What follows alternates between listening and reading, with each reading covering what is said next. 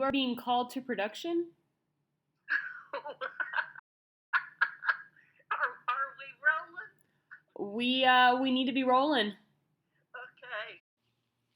My father worked really, really long hours, and sometimes I would go all week, Monday through Friday, without seeing him,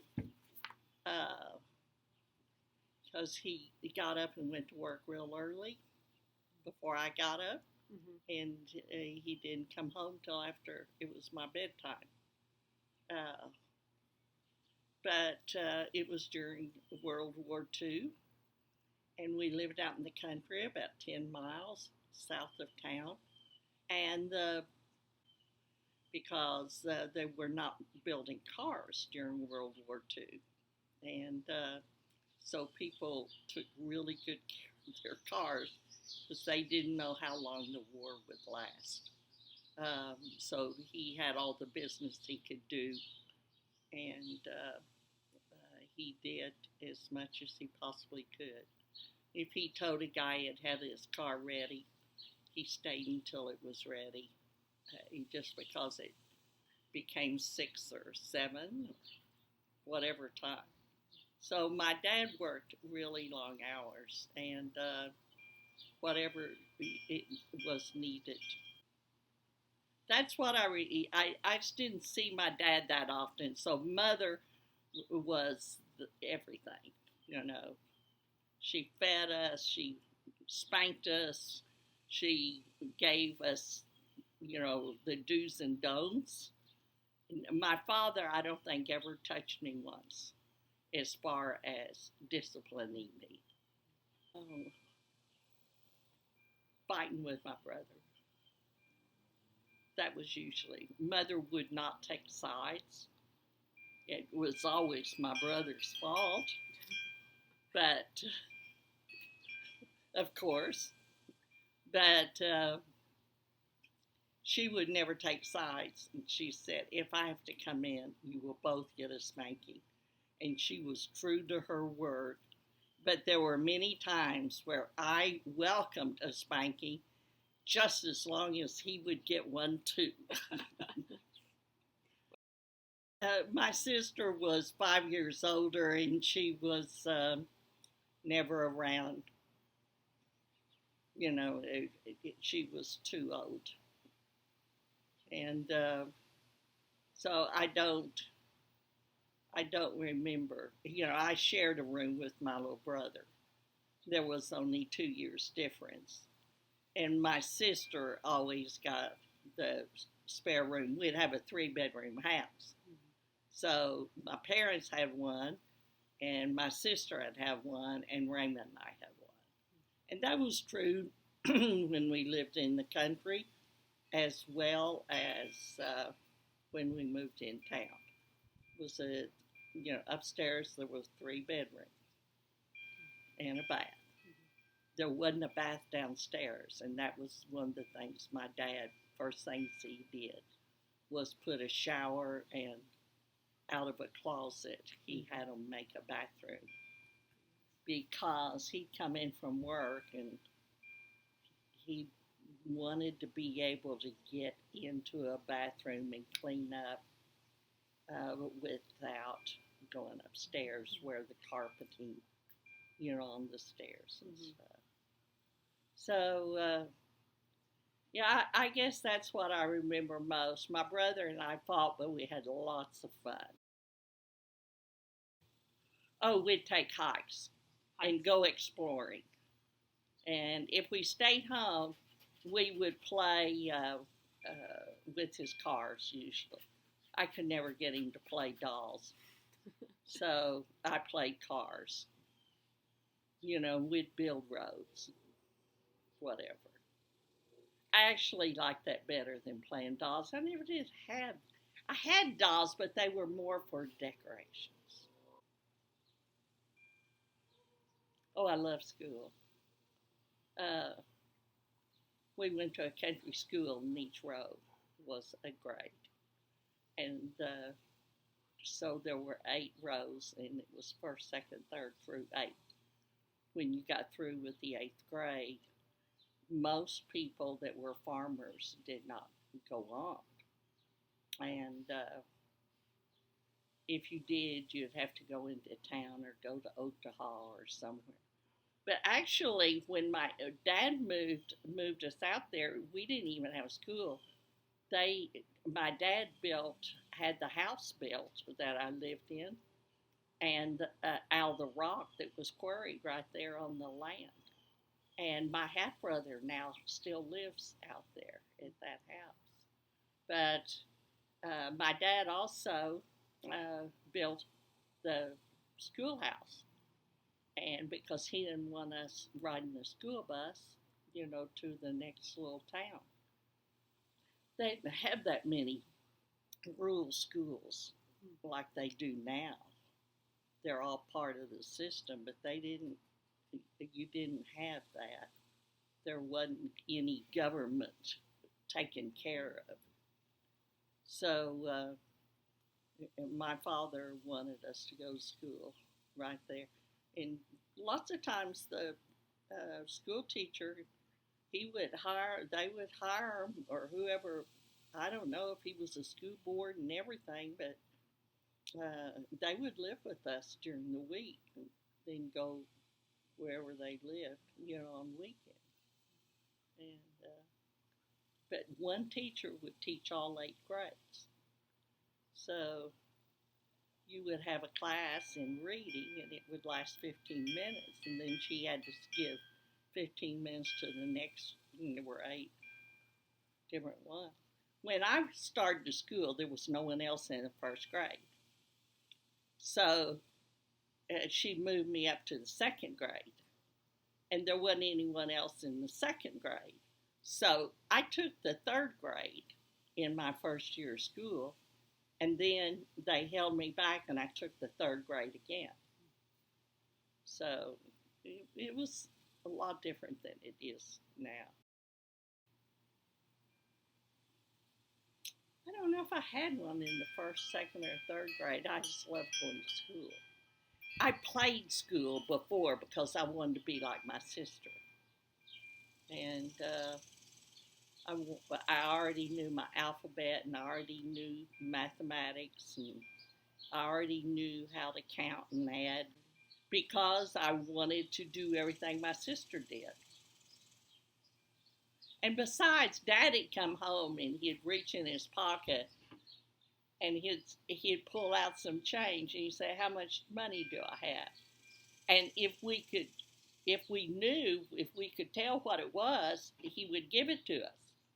But if we couldn't, he put it back in his pocket. Well, I don't know, but he made it worthwhile to know your numbers and know mathematics.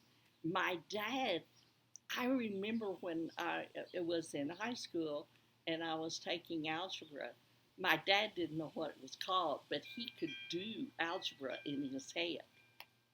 And he only had an 8th grade education. His father was a farmer. And after the 8th grade, he was needed to work in the fields. But my dad hated farming. And my grandfather took my dad into town to a big, it was called the Gasoline Alley. That was a comic strip, to us. But there was a big filling station with a garage, in the back. And that guy taught my dad. My granddad just left him there during the week, and he slept, in the office. And during the day, he learned about cars and washed, and I'm sure he had every greasy, dirty job there was. And but he loved being around cars, and I remember that. That's too much. I'm talking too much. You're doing perfect. I just want to make sure it was still recording. This is good.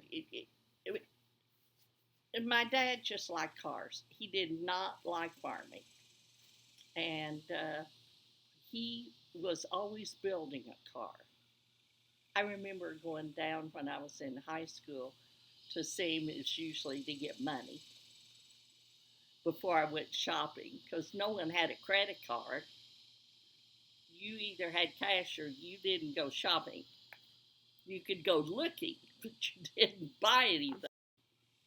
Well, we got an allowance. So, but Dad just he was a mathematician, and he didn't even know how to spell it properly. But you didn't have to. He was just good with numbers. Oh, I never thought about that. Very practical. Uh, it was either yes or no. There was not very many shady areas. You either you did the right thing and you were expected to do the right thing, and it didn't matter. The thing I liked most that I realize now is that my dad had no uh, feelings whatsoever about what color you were. Now, my mother wanted to be accepted in the neighborhood. Father never cared. He was his own person, and it was either right or it was wrong, and it did not matter what the color of your skin was. And I'm sure no one ever talked about um, black people or white people, or it was a segregated society in Muskogee in 1935, 1940 during the war. Uh, and yet, no one in our household ever talked about it. What's so strange is a black person was always called by their name. There were never any slurs or things you hear about now.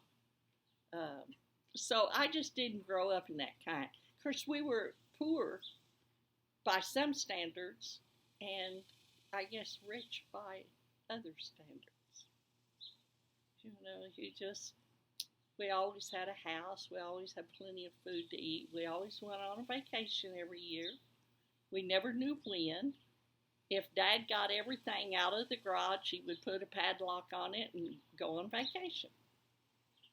But we never did know. Mother would just, have to have everything ready to go when he came home in the evening and said, okay, we're leaving in the morning. And she would, she knew it was about, but she never really knew when she was going to be going. Most of the time we would go to Texas. We'd go down to Houston because he had a brother who also was a mechanic in Houston. And my two cousins. And we'd go down and stay with them a couple of days. And then we'd go on to Galveston. And we'd usually spend at least a week. And, a couple of times we went to California, and there were different things, but generally it was a shorter trip to Houston. And Dad liked to get no one had air conditioning, but in Houston you could rent a motel, and it had one of those what do you call it?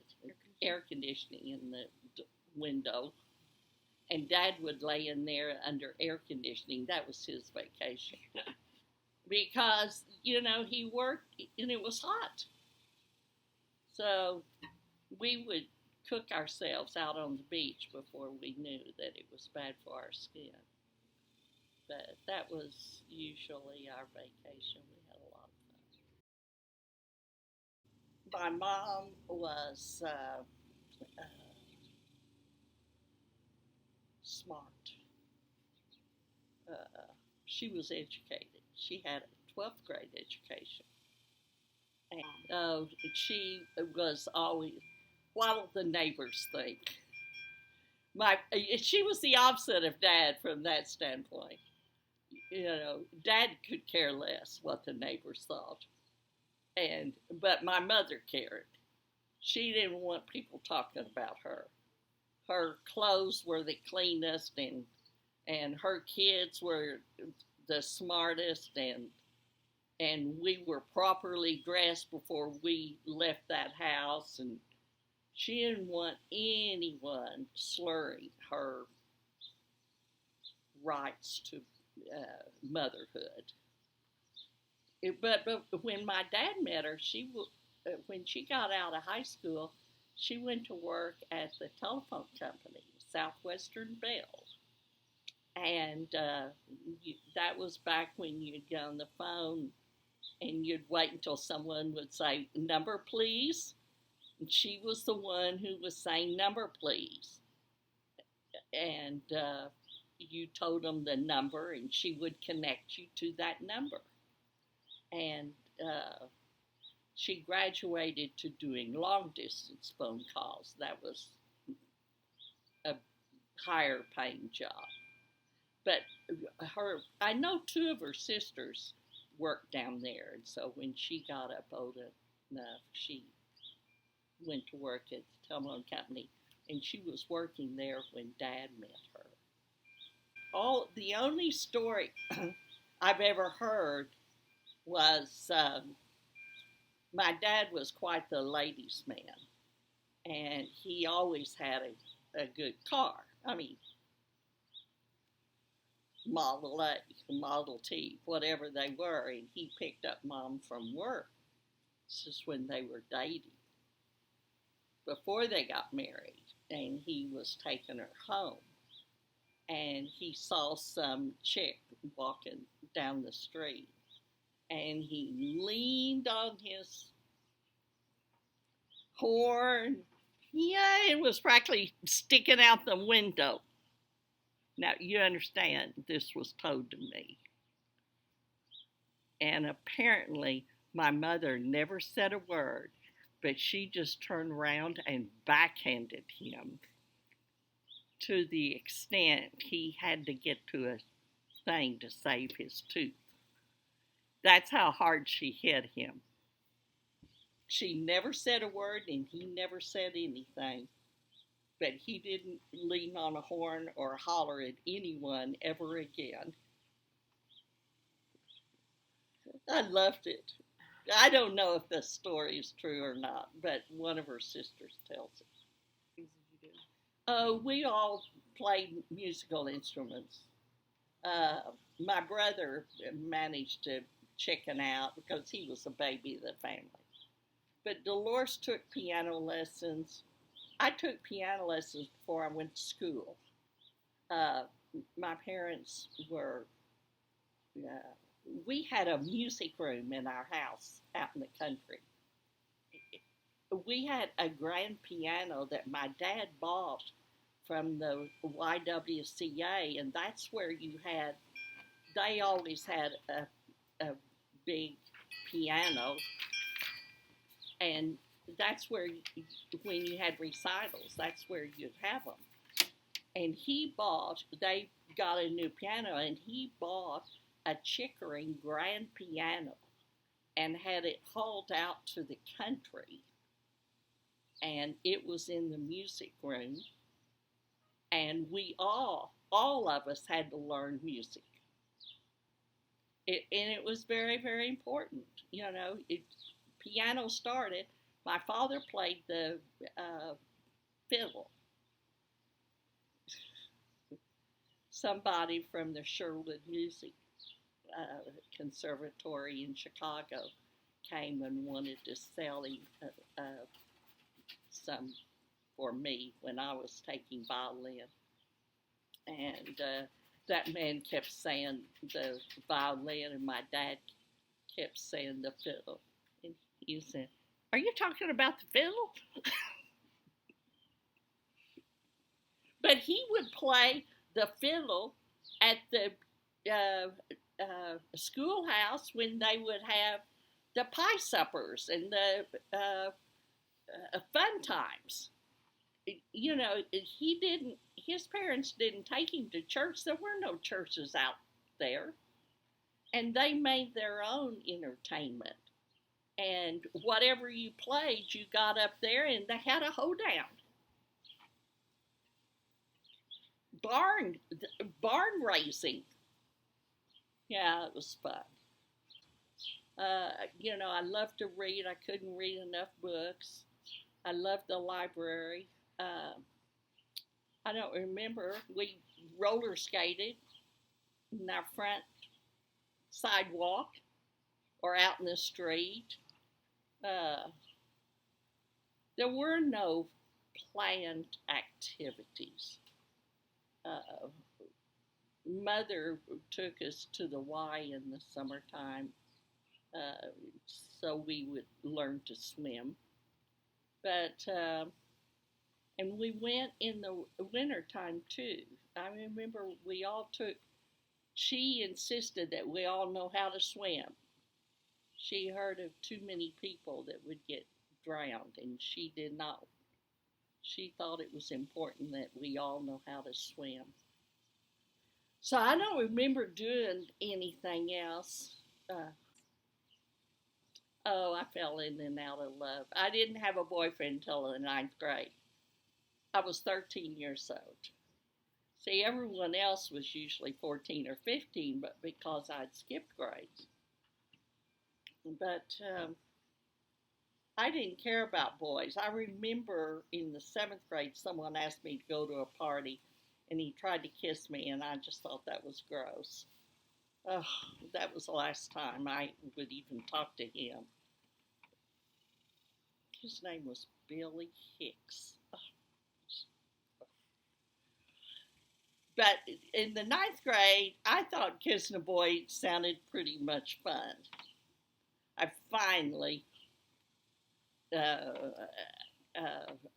got old enough to go through and be glad I was a girl.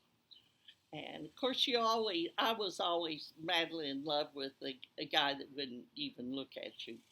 And the ones that wanted you to be their girlfriend, you wouldn't have anything to do with. So it was just typical.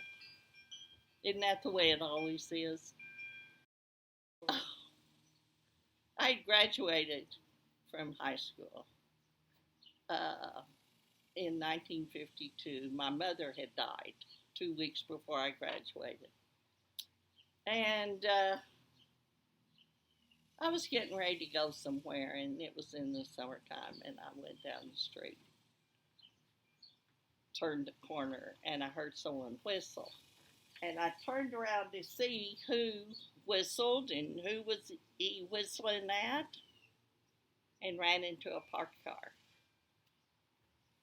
It was really embarrassing because you don't have cell phones. Some woman comes running out of her house, and it's just around the corner where we live, but I didn't know. And she comes out and said, "Oh, my new car! Oh, my beautiful car! What did you do to my car?" And I thought, oh. And somehow she went back in, called my dad. He came, never said a word. Never said a word. He took what my dad did.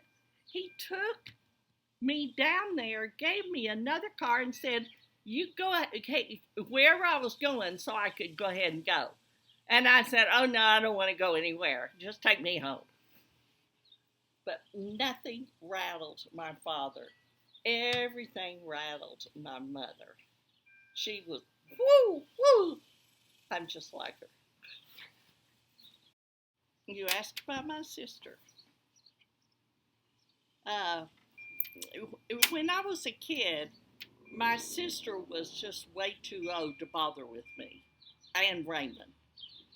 And in fact, I remember when she went to college, she went to a finishing school. My sister was very dramatic. She wanted and thought she was going to be a movie star because people told her how beautiful she was, and she was beautiful. And she was in all the plays, and she liked to perform for everyone. She was the first little girl in the family. And so they put her on a pedestal, and she believed it, and Raymond and I used to laugh at her because she loved being in the spotlight and very dramatic.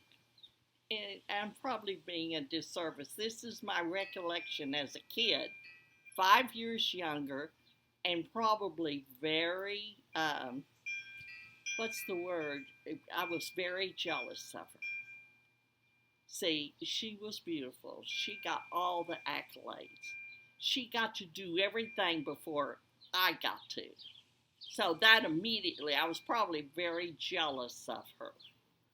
And I remember one summer, she had a friend from college and that lived in Oklahoma City.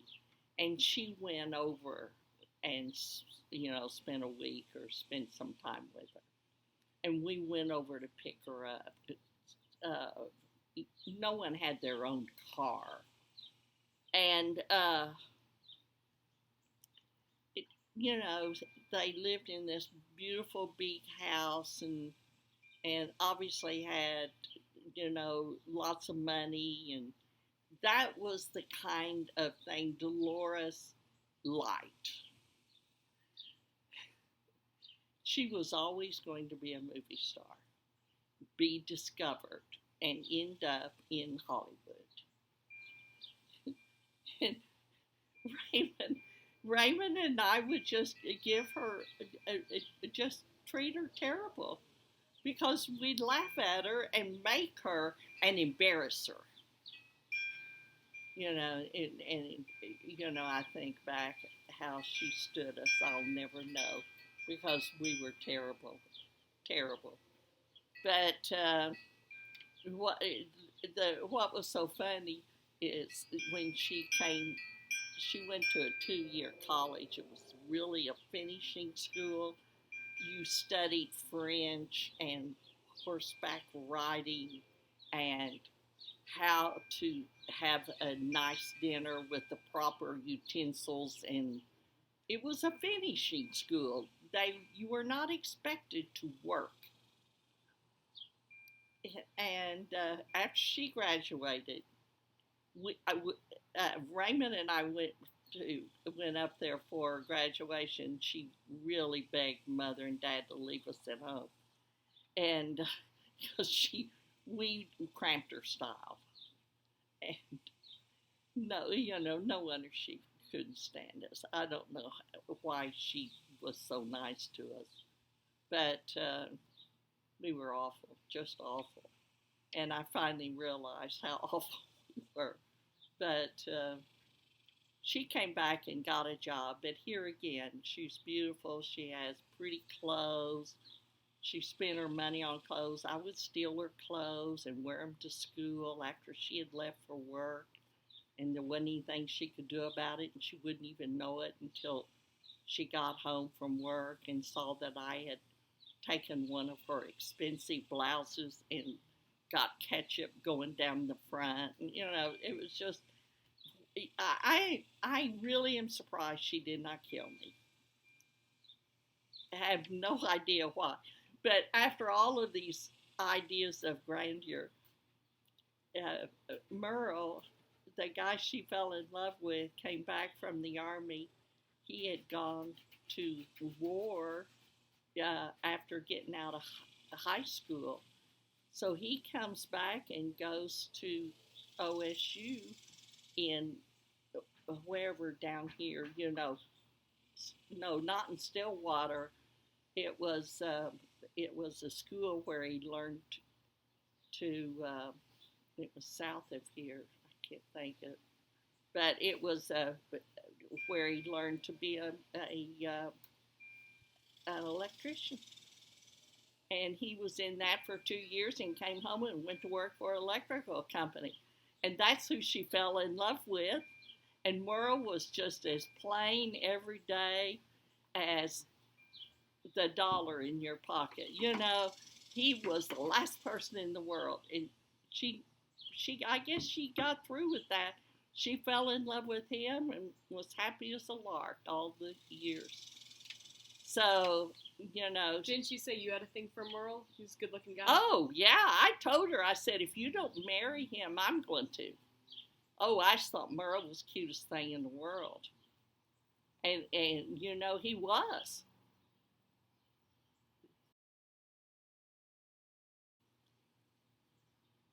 Well, my best friend and I wanted to go somewhere that no one else was going. Everyone else was going to OSU or OU or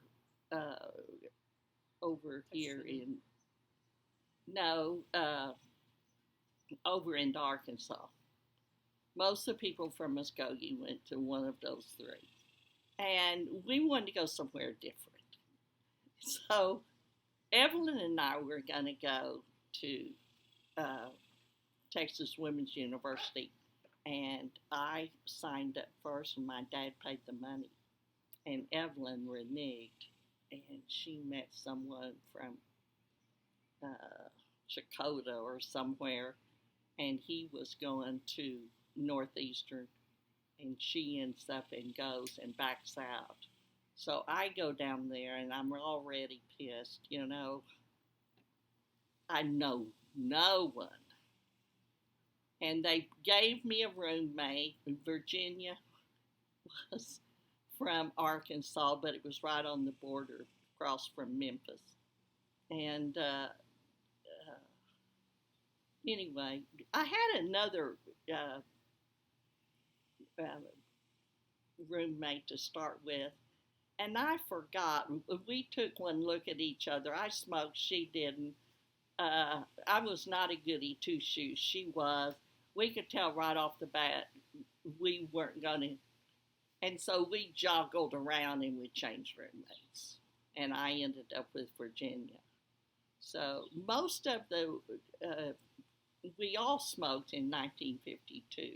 We didn't know it was bad for us. But Virginia, I still talk to her on the phone. Her husband is dead, and she lives in New Mexico. And I thought she was beautiful. She's the one who introduced me. She was going with Alan's best friend, and that's who she ended up and married. And they got Alan and I. She was wanting me to meet Alan. And so they dreamed up this blind date. And it was just hilarious because they wanted to go out and smooch. And Alan and I, oh my gosh. So we just made up stories and lied to each other. I told him I was a Ford, and he was part of the McCormick, that makes all of these farm implements and stuff. And our families were very rich, and we just went through and told the biggest yarns in the world that night and had fun making up stories. But he was the only redhead I'd ever had a date with. And there was something about that guy. He called me later, and we found out that we might want to see each other again. So that's the way it did.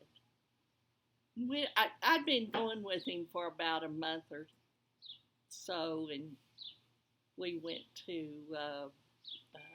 what's the other town close to Dallas? Fort Worth. there was a place in Fort Worth you could go dancing. And I mean, it was a huge, big place, and they had lots of different bands and stuff. And we went there, and I just acted like an ass, you know. Just have you ever been in a mood where you were not going to be nice to that guy no matter what? And I flirted with everybody there except Alan. And he sat there and never said a word. And that night, he took me home. He took me up the door and turned around and walked off. And I knew he was pissed. So the next couple of days, I didn't hear from Alan. And I talked to Don, Virginia, and Don said, Joyce, you can't pull those things on Alan. You may could do that in high school, but he's not going to fall for that. He's through. He has a girlfriend at home. He has a couple of girlfriends over here at Northeastern. He's not going to let you pull that stuff. Forget it. I said, well, I'm sorry. I didn't mean that. Shouldn't have acted.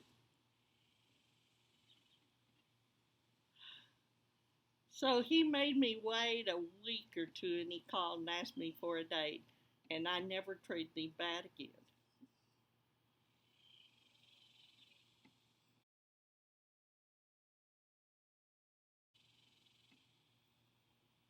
He was always the perfect gentleman.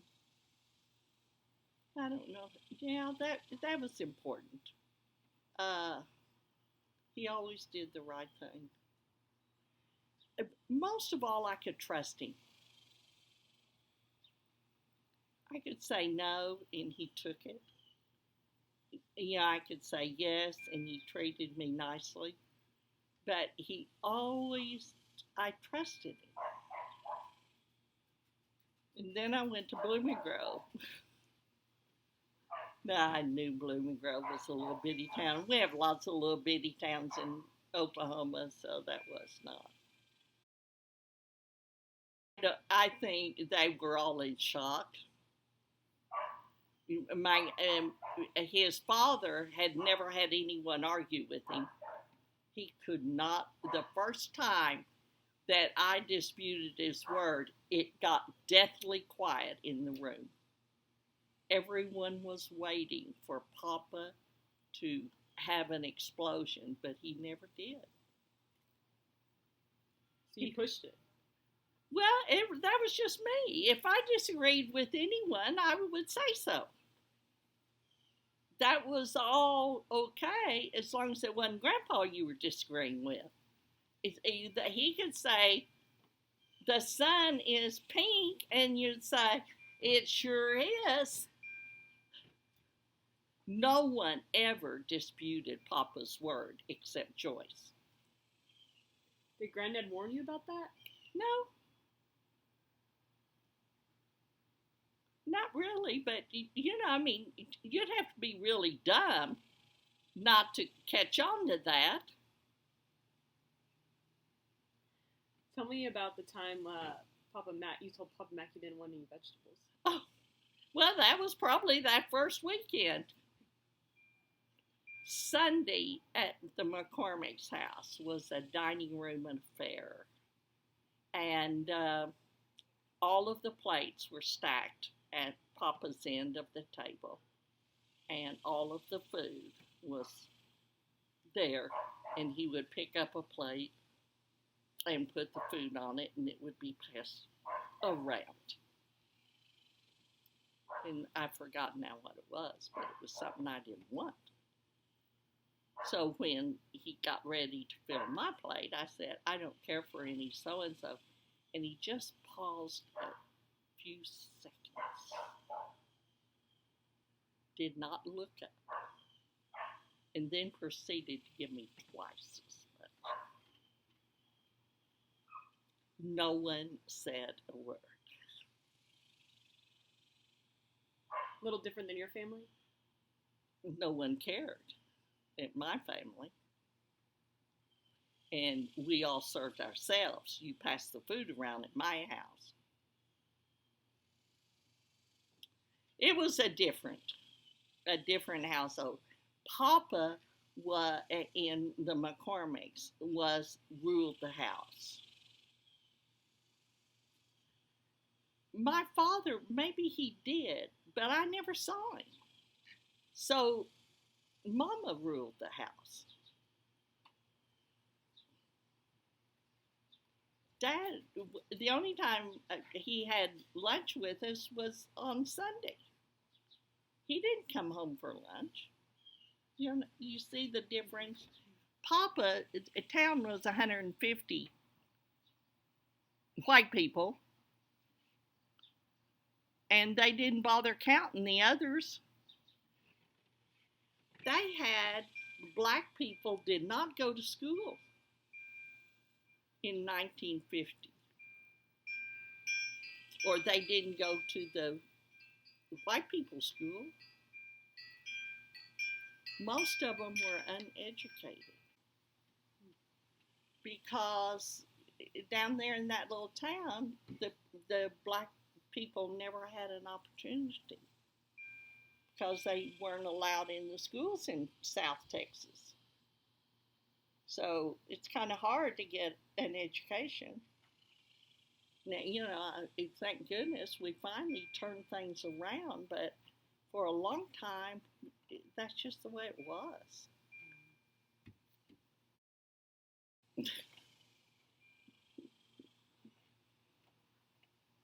What are your memories? Well, you understand that, my mother was not living. She never got to meet Alan.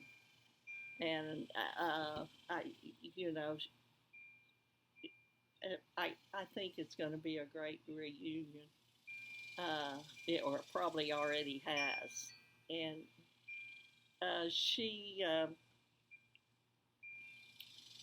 my Aunt Dottie, she had no children, and so she treated all of us like we were her. So she had brought me over, and we bought material, and she was going to make me my wedding dress. Because Dad did not think it should cost me more than $10 to get married, because it certainly didn't cost him that much. And but I wanted a wedding dress, and I wanted to get married in the church. So I got married on Sunday afternoon, or Saturday afternoon. Yeah, I got married in the afternoon so that you could get by with not as fancy, formal. And so I had an ankle length dress, and my aunt made it for me, so it didn't cost that much. And when Alan went home and he asked me to marry, and I said yes. His family wanted him to wait until after he did his army, and I told Alan fine, but I would not stay engaged. He gave me a ring when he graduated, and I said I will not stay. I'm 18 years old, I wasn't even 18 when he asked me to marry him, and I wasn't going to be engaged if he was going off to the army. That's just, no, I'll give you your ring back. I'll go back to school, and call me when you get back. So his folks closed his accounts, so he could not have any money. He got his uncle, who was a banker, to open a deposit. He had a bond, and he cashed it in to come to Muskogee and bought me a ring. So I said, okay. I said, hey, if you're not here, don't bother, because that's it. Is that rude? Do you think that's rude? If he's going to do what his parents want him to do, he doesn't have any business marrying someone. Does that make any sense? It made sense to me, at some point. But, oh no, they were. But I invited them. Alan invited them. They came up. They were at the wedding. I never heard another peep out of them. And I may not have been their favorite daughter-in-law, but I soon was. Bob's married a girl that was just 5 miles away, and they had known her family. And okay, but I loved Lynn. Get it cute. Look at that neck. Okay. It's old and wrinkled. It's recording now. My hair doesn't look very good. What is this thing hanging? No, it's on the other side. This. Oh. After we got married, Alan was working for Douglas Aircraft in Tulsa, but we lived in Muskogee because we thought he was going in the service, and I had a job at the bank. So the first, from August till the end of the year, Granddad had to commute to Tulsa every day, and he was working overtime, and it was really, tough. He'd leave in the dark in the morning, and he'd get home in the dark. So we decided we would move to Tulsa since he had not heard from the draft board. And the first of the year, after we'd been married 6 months, we moved to an apartment here in Tulsa. And of course, the very first month, he got his thing to report in April. The first, for 3 months, he was in basic training and then other training, and I couldn't come. But that was in April, and sometime that summer, beginning in the fall. What year? What year? This was 1954. We got married in 53, so this was in 1954. My Aunt Dottie and I loaded up my car with all of our possessions, and she came with me and helped me drive to El Paso. And then we got her a plane ticket home. But we found some little crappy apartment, it cost us $50 a month. And that was really expensive for us. And it was just terrible where we lived. It was the lock on my door. It was a house, and they had French doors. That was our front door, and it was just a simple little. You just turned it, and there was no keys, nothing. So I was scared to death. I was afraid of, if I'm being rude, but I had never been around Mexican people, and I couldn't understand their language. So, it's like anyone. You're around people that they're talking all the time, and you have no idea what, because I took Spanish in high school, but I didn't understand any of it. So I was scared to death. So Alan took me down to one of the department stores, and he bought me a gun. Then we went out behind one of the sand dunes or outside of El Paso, and he taught me how to shoot it. And the only way I could sleep, because I got a job, I transferred from the people I was working with in Tulsa had an office in where were we? El Paso. El Paso. So I just transferred down. I was a secretary and I worked with a gal who was Spanish, and because every office in El Paso had to be have someone that spoke Spanish, and but I'd get up in the morning, go to work, and after a couple of months, Alan was able to stay with us, but he'd have to get up and go, do his thing in the army. He was an instructor, a cadre, and he taught other guys coming down how to, because he had a teacher certificate, so he taught them how to run those tanks or whatever it was. I never did really know. But I'd come home and he was late, and I slept every night with that gun under my pillow. So in there I didn't, with the safety off, you know. But it was the only way. I was just afraid. But it turned out good. We met lots of other people that were like Alan, and we had a lot of fun. The first of the year, first of the month, right after they were paid, we would go across the border and have a state dinner. That was really living high that one night, and then we'd scrimp the rest of the time. But we had fun. We were so poor it was pitiful, but it didn't matter. I think I made 1954, 1955, I made about $150 a month when I started that job. It sounds ridiculous. And the Army paid Alan 30, and they gave me 90, and that's what we lived on.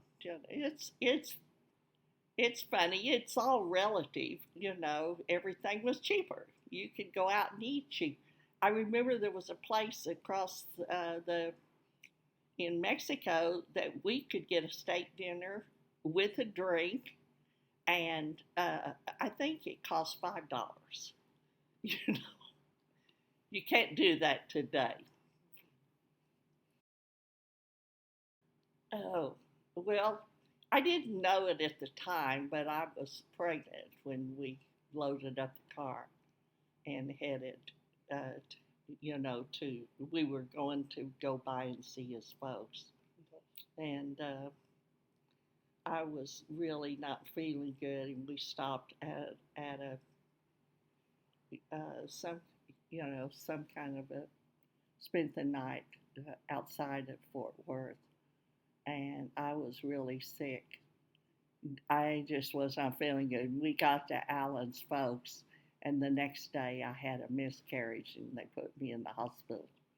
So I did not ever think I was pregnant, and I was less than 3 months. So, but anyway, we stayed there a week, and we finally came back to Tulsa, found us an apartment, moved, and it continued. I was trying to think. Stop it. Can you stop this? Remember, we came back to Tulsa or Muskogee. I'm pretty sure we came back to Tulsa. Mm-hmm. Yeah, because Alan, this was April. He's a school teacher. And we came back here because Douglas Aircraft, anyone that had to go in the Army, you were guaranteed a job when you got out. So that was a sure job for him. And it was easy to find a good stenographer's job, everybody, and I had good credentials. So we came back here because Alan was guaranteed a job. I had an aunt and uncle who had a home east of Memorial, and they had a garage apartment, and we rented that and lived there for a while. One of my dad's sisters was there, and she couldn't understand why I had to be doing something all the time. She thought I was weird, and she was weird. They were they were wonderful people. They just had no friends. And they lived, 25 years and not know any of their neighbors. They were just some people just aren't very friendly. So as soon as I get home, I'd go over. Hi, how are you? Did you have it? And she said, "Why do you talk so much?" Well, that's me. Everyone's my friend. I talk to everyone. Well, anyway, we got out of there and found us another place. But Alan, we were living on 15th Street. We had that apartment. It was it's where Cherry Street, just before. It was about a block west of Lewis. And, it's one of those big homes. And the people's kids had all gone, grown. And so they rented out the top floor. And they also rented out a place over their double, triple car garage. So they were really, really nice. And that's when we met our friends who, are still, they were from St. Louis. And they became our very closest friends. But Mark was born, Dolores and Merle had come over. And right after, it was just fun. And I went to stay with Dolores and help her. Mark was born on the 20th of April that year. That's why I can always remember his birthday and then count and know Steve came about 15 months later. So Dolores had trouble getting pregnant, and Mark was such a pretty, he was too pretty to be a boy. He was just very delicate features. So, it was fun. It was fun having. So I finally, I went to work out at North American Aviation. And this was, between 53 and 55 when I got to meet the astronauts and Werner von Braun, who, owned probably most of the company. And he would fly in his own plane. And it was just a really exciting time when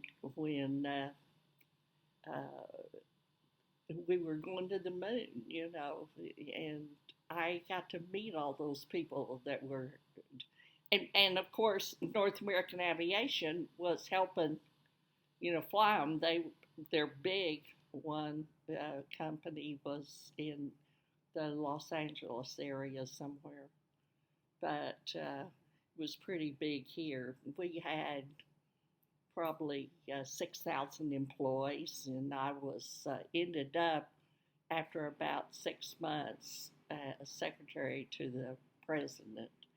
And it was just fun. I would take a letter and then rough it and give it to a pool of girls, secretaries. Well, we didn't have computers, so I took shorthand. My boss would speak, and I would write shorthand on a pad. I took about 220 words a minute. You could talk, and then I would have it all down in shorthand. Okay, and then I would just rough it. It would be a rough draft and hand it to a pool of people with, someone in that.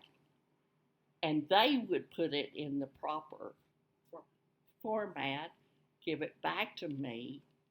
I would check it and make sure it was right. And then if it was, then I would either write as, every good secretary learned how to duplicate their boss's handwriting if they had to. Signature? Yes. You would write your boss's signature? Yes. Well, I don't know how fast, but I was fast. I made A's in college and when I was studying it. And I took it 2 years in high school. And then the 1 year I went to college, I took the advanced class. So that was about as fast as someone talked. Do you remember shorthand now? Oh, yeah. If I were to say something to you, could you write it? Yeah. I want to see. You're kidding. I say that. It's been a long time, you understand. I know. Say something easy. Okay. Grandma, I'll be late for dinner tonight. Will you tell Carrie to eat without me?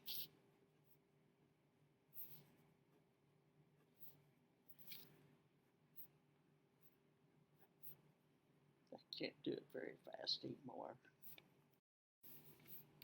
Okay?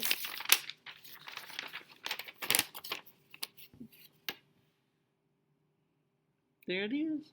Well, I think I was good. I would tell my boss I was good. Well, we bought a house. We lived in that apartment, and Alan could get a GI home. He was a GI. That meant someone that had been in the Army. So rather than pay $50 for an apartment and it's gone, we could get into a house for $500 down, and our payments were just going to be $50 with insurance. So, that's smart. Don't keep renting, buy a house. So we bought a house on 3rd Street, just between Memorial and Mingo. And that's when I went to work for North American. But it was just a 2-bedroom, had a living room, a kitchen with an eating area. It was small. But that was our home. And Phyllis, that you've talked about, you've heard me say, they lived across the street. They were the newlyweds. And we became really close friends. Well, I got pregnant after I was with North American for 3 years. And I forgot where Phyllis worked. Phyllis worked and her husband worked somewhere out there. But after 3 months, I was such a bitch that I was sick. I didn't feel good. I did not like being pregnant. I had no idea. I didn't think I could get pregnant, but I did. And I quit work and stayed home, and Phyllis would come over. So she wanted to be pregnant, but so far had not. And but after your dad was born, she was over there every day. He would have probably starved to death if it had not been for Phyllis. She would come over and hold him and rock him and feed him, and she was just a very motherly type. And I don't really think I was that much. Tell Boo to get off of that thing. Boo, get off the counter. I don't like him up there. I know he doesn't hurt anything. I just. Oh, are you doing okay? You know what? Rio would like to come and play with you. Yes, he would. You're such a sweetheart. You know you are. You just hate it when someone hugs on you. But I love you anyway. Doesn't matter. Go ahead, get up there. I don't blame you. Now, I went back to work, and I guess it was when he was little, from 3 to 5, that 6, before he started school. That's when I quit work, and we had bought this house. Well, he was born in 1960, so we bought that house in 1956, and we lived there 4 years, and then 5 years. He was born in 1960. We were still living there on 3rd Street. And when he was going to be starting to school, and he was close to 6, he was 6 years old. They didn't have, it was 65. So he was going to kindergarten. He was getting ready to start the kindergarten. And I didn't want him to go to school. So we sold our house real fast. But the one I wanted, we figured out we couldn't get it. So we had to get in something because he was timed. And so the summer before he started school, we were living in an apartment over there at 51st and Harvard. That's where we met some other friends, and Pete taught your dad how to. He had always, we'd taken him to the lake, and he knew how to swim, but all of a sudden at 6, he decided he was afraid. And Pete, I would just get frustrated. Alan and I would, because we knew he could swim, but we were not what he needed. And Pete was really good with him, and he got him to swimming and doing everything. So he was, we kept waiting for the shoe, when's he going to act up, all the way until he got through high school. And he never did. He was just a good kid. I did not, of course, his father was usually more of a disciplinarian than I was. And I would yell, and Granddad did not yell at him at all. And they both hate to this day. Your dad hated for anyone to yell. And unfortunately, that's the way I handle things. I get upset and mad, I would yell. I think I may have finally outgrown that tendency, because, they hated it. But, I can't remember. We had no fences out here. And we had some friends that lived over, a block over, and they had a little girl. And of course, Alan Jr. was the tallest. I called him Kerry. And everyone knew him as by Kerry until he went to college, and he dropped the Kerry. And so, depending on what people called him, you knew how long that he had known him. But Carrie started kindergarten, and they had a little girl, and she was the smallest, shortest person in his class. He had to go in the afternoon because he was older. And the younger kids went in the morning because they had to take naps. But your dad at 6 still took naps. That summer, I tried to get him. We were living in an apartment before we moved in. I'd try to get him to, stay awake. And I'd find he'd gotten behind a chair, crawled behind a chair, and just went to sleep. Your dad and his father and mother, we all had no trouble sleeping. Our family is really good at that. But he would go, I can't think of her name, but they would walk together. And we did not take them to kindergarten. And, today, no one walks. And I think that's sad that the kids can't just walk and figure it out. That's healthy. But they didn't have any big streets, but there were no sidewalks either. So they walked to school, and he would walk with her, and they would walk home. And he liked it. Pie. You could be on the cover of a magazine. You wouldn't even care, would you? You just want a bite. Be nice, no bite.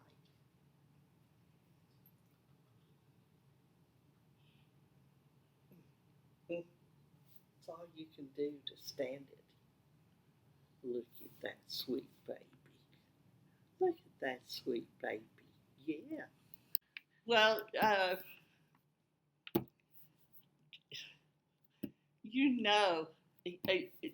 someday you'll have a child, and if he's like your dad, he'll sit there and not say anything. And he's so far ahead of you that you wonder why you even bother. I was more frivolous. I did things wrong a lot more than he did. He was just, he always did what he was supposed to do. And he was, we only had to tell him once, and he would do it if he possibly could. And if he couldn't, it would not be his fault that he could not do whatever it was. But he was tall, he was always taller than everyone else. And through grade school, he was the one that would get in trouble. Because if there's 30 kids and there's one whose head is the first one, if a teacher turned around, he was the one that get caught. No, that's why I told him. I really believe that's the way. But it wasn't anything serious. When he went to grade school, I knew the principal. I was down there a lot. I was very active in PTA or whatever it is. I made sure that I knew his teachers and was involved.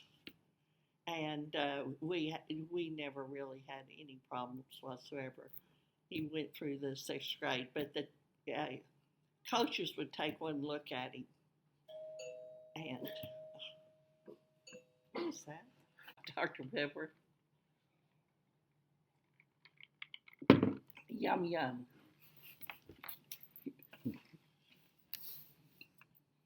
Well, in, I don't know, 2nd or 3rd grade,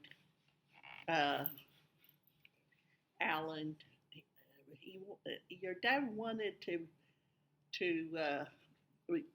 go to a camp or something, and you had to be in,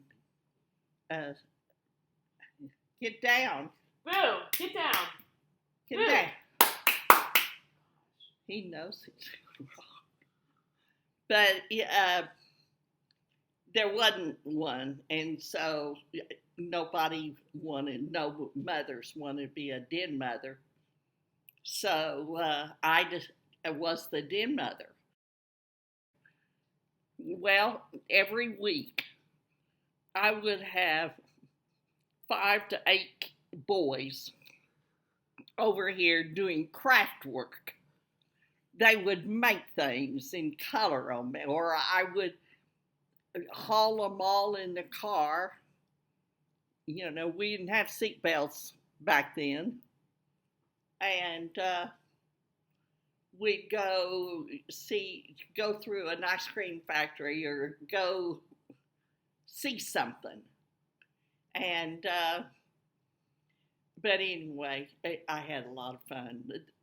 This was a den, and we would have paste and glue and making gifts to take home to their mothers or fathers or whatever. And you know, I got a book and got ideas, and I just actually you just you know, will someone take these kids?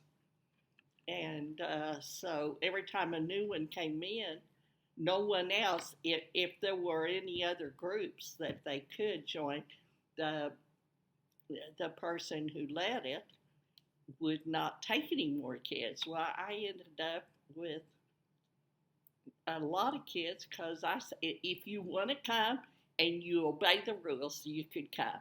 And I didn't care how many I had. But, you know, some people say, no, I only want 3 or 4. That would be a limit. You know, so I got, sometime there were 10 little boys over here making things, you know, and I'm not artsy, so, but they had fun, and that was the whole point of it. And they'd get patches, you know, to put on their Cub Scout uniform or whatever. And once a month, the overall one, there'd be a thing at the school. And, but anyway, I was the den mother, and your dad liked doing that because south of here, you know, they are always wanting to camp out and with his friends. And it was a lot of fun. So by the time he got out of high school, the basketball people were just salivating. They'd take one look at your dad because he was already, you know, almost 6 foot tall, and everyone wanted him. You gotta play basketball. Your dad never really cared about all that stuff, but he was you know, glad that they wanted him. Mm-hmm. You know, there was a certain, so, you know, he played, but he never really enjoyed it. He didn't really care about it. And, but yes, he was always competitive. And he was good. Well, he was taller than everyone else, you know. So they'd always put him, you know, he always was the defender, mostly. He was more defensive. He had a friend, and I can't think of his name. Yes. Well, no, it wasn't him, but there was another one that was really good at hitting the basket. And they lived over there. We passed by where they lived. So he really liked all of that. And as I said, when he went to junior high, then they really wanted him to play. He was on like 3 or 4 different teams. You know, there was a 7th grade team, and there was another one in the varsity, and he was always on a bunch of teams. And those were his friends, and he liked them. I just don't think he didn't really care that much about playing sports. But he was glad they invited him anyway. And he did that all the way through high school. But when he went to college, I said, are you going to play? All of the fraternities wanted him to join just so they would have a good basketball player. And he just didn't care anything about it. And I don't think he ever picked up another until you girls were born. You know, he really just didn't care that much about it. Hey. Granddad was a physical fitness person. He wanted to always stay the right weight and do something, but he played a lot of golf and he worked atrocious hours. So the other things were, later on when he became much more successful. But he would still run. There's an issue over here. I'm gonna pause it. You know, my retainer broke. What? My mouth retainer broke. I scheduled an appointment on Monday. But it wasn't this thing that caused it. My retainer's Yeah. out. Yeah. Oh. Yeah. I just put my keys on here and It's come. Yeah. Do you see what?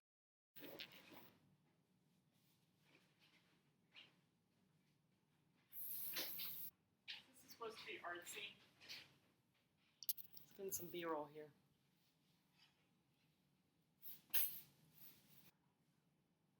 Come here for a second.